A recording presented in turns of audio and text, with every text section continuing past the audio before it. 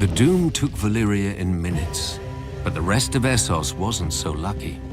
Out of the east swarmed the Dothraki, and there were no dragons to push them back.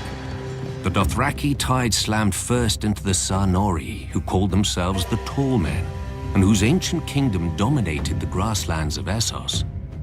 The Tall Men at first scorned the Horse Lords as uncivilized barbarians, which they were. But Khal Mengo had united all of them into one Khalasar with one aim: to trample the world beneath their hooves and take other peoples as their herd. One by one, the cities of the Tall Men were overwhelmed. Still, they wouldn't unite against the Dothraki. Many didn't believe the tales of the rare survivors. No army could move so fast or strike so quickly. They didn't know that the Dothraki live in the saddle and have such command over their horses that they seem to have 4 legs, not 2. Where most archers fire from foot, the Dothraki fire from horseback. Charging or retreating, it makes no matter, they are just as deadly. But the Dothraki prefer close combat, howling for blood as they ride down their enemies with their araks, and there were so many of them. When Khal Mengo's son, Khal Moro, laid waste to the waterfall city of Sathar, renaming it the Place of Wailing Children, the Tall Men finally realized their peril. Led by a High King, they assembled a great army to break the Khals once and for all, and met the Dothraki on what would ever after be known as the Field of Crows.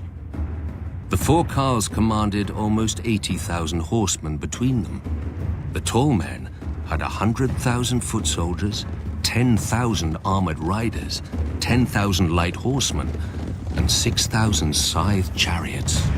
As battle was joined, the earth-shattering advance of the Tall Men's chariots smashed through the center of the Dothraki horde, the spinning blades on their wheels slicing through the legs of the Dothraki horses.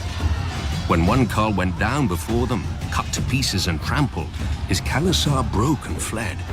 The chariots thundered after the fleeing horsemen, and the High King and his armored riders plunged in after them, followed by their foot soldiers waving their spears and screaming in victory.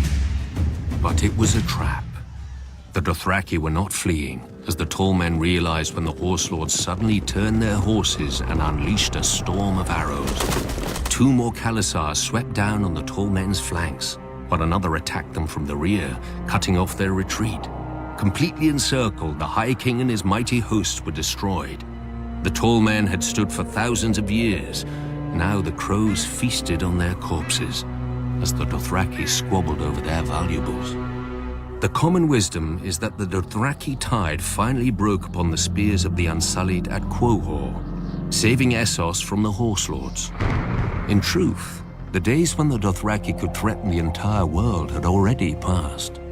The great Khalasar forged by Khal Mengo had splintered into a dozen hordes after the death of the last great Khal, and the riders had resumed their petty feuds.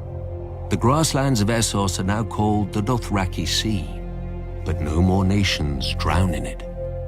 Still, the Dothraki priestesses, the Dosh Khaleen, prophesied that one day the Dothraki will gather at Vaes Dothrak, their holy capital, and unite once more under the greatest Khal of them all, the stallion who mounts the world.